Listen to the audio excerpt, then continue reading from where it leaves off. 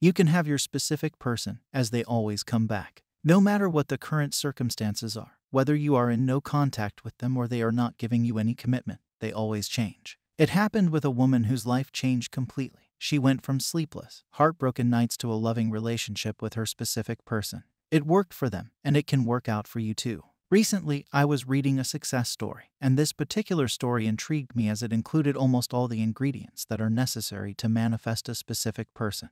I can't stop myself from sharing it. I don't know their real name, but shout out to the one who wrote it. I am rewriting it from the first-person perspective, in short, and I will be providing my insights on it. It will definitely help you with the manifesting journey of your specific person. So, it started with a new year where I had a friend, not a close friend but an acquaintance. This friend is my specific person. He wished me a happy new year, and we started to talk. From that point on, our bond started getting stronger, and we started getting closer. For me, he was just a friend, and I didn't have feelings for him. He reflected the same back at me. Back then, I didn't know about Neville Goddard's teaching. But, unknowingly, I started assuming that he had a crush on me and that he wanted to ask me out. After some time, he reflected it back to me by being flirty, and he asked me out too. Then we started dating. He checked all my boxes, and our relationship was perfect. He was everything that I imagined. But then my insecurities started banging on the door of my mind.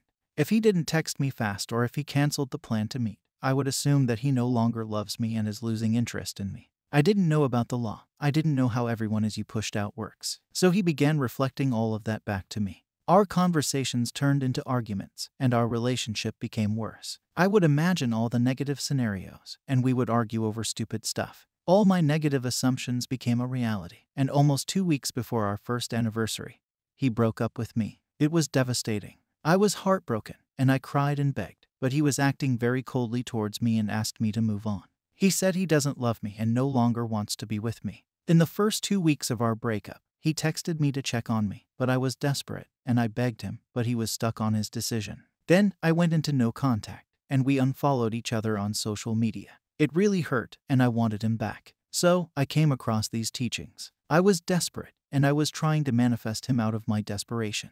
I wasted 1 month doing this, but nothing happened. Then I randomly decided to read The Power of Your Subconscious Mind by Joseph Murphy, and after that, I discovered Neville Goddard. His teachings and ideas clicked something in me, and somewhere within me, I knew this would work. I read about him, read his lectures, and watched many success stories. Then I figured out many things and applied them to my life. After discovering Neville Goddard, it took me almost 22 days to make it happen.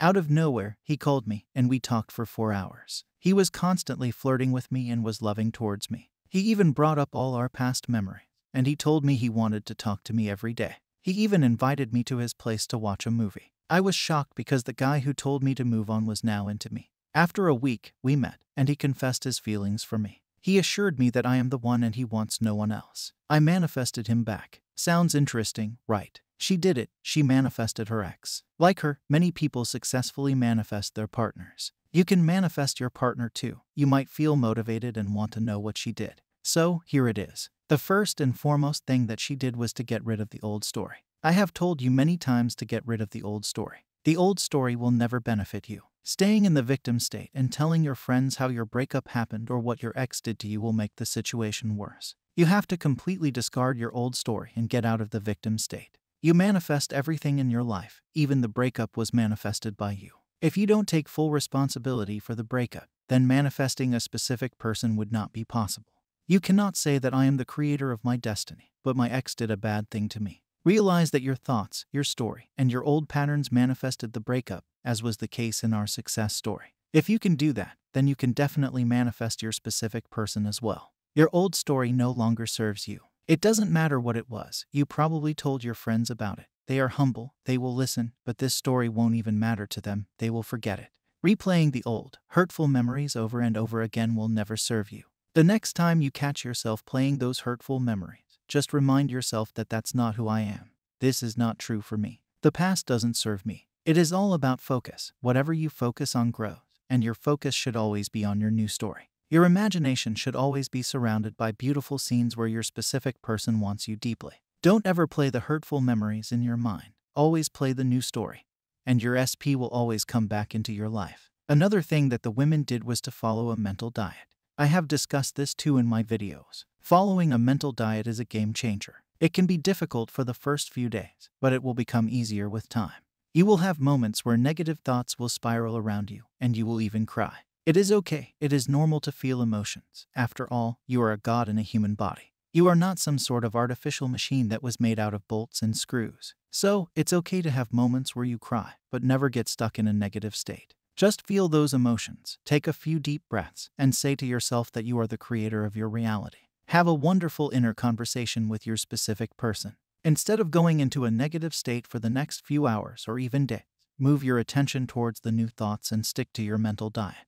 You always have to think from your desires instead of your desires. It is pretty easy to identify when you are thinking of your desires. Whenever you find yourself thinking about how your specific person will come to you and when they will come to you, then you are thinking of your desire. But if you are thinking about how wonderful you feel that your specific person is with you or how wonderfully they treat you and act around you, then you are thinking from your desire. If you are feeling desperate or needy, then you are in a state where you don't have your specific person.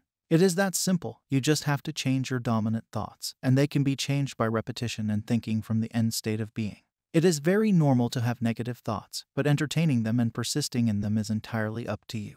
Your logical mind will always tell you that they are not here yet or that nothing is happening, which will create all sorts of doubts. But remember, manifestation is illogical and beyond your logical understanding. Your imaginal scenes imprint on your subconscious mind and are later manifested in your reality.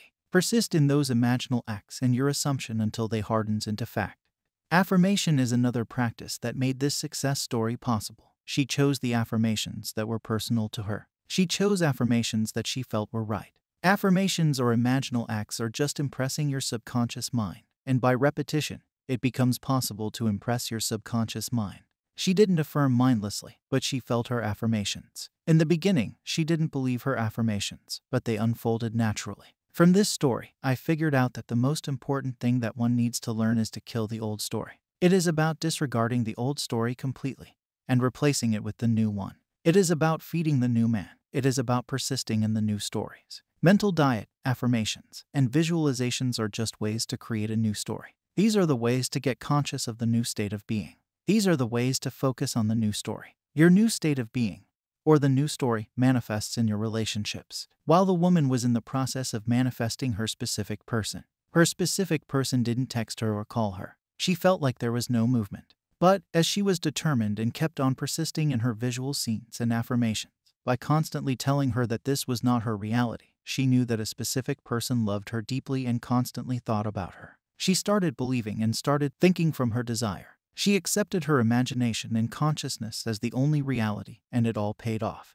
The 3D shifted, and her SP came back to her. There is always movement behind the scenes. Things are changing much more rapidly than you think. Just because you don't see it doesn't mean that there is no movement. Your affirmations and visual scenes are reaching your specific person. They are always changing.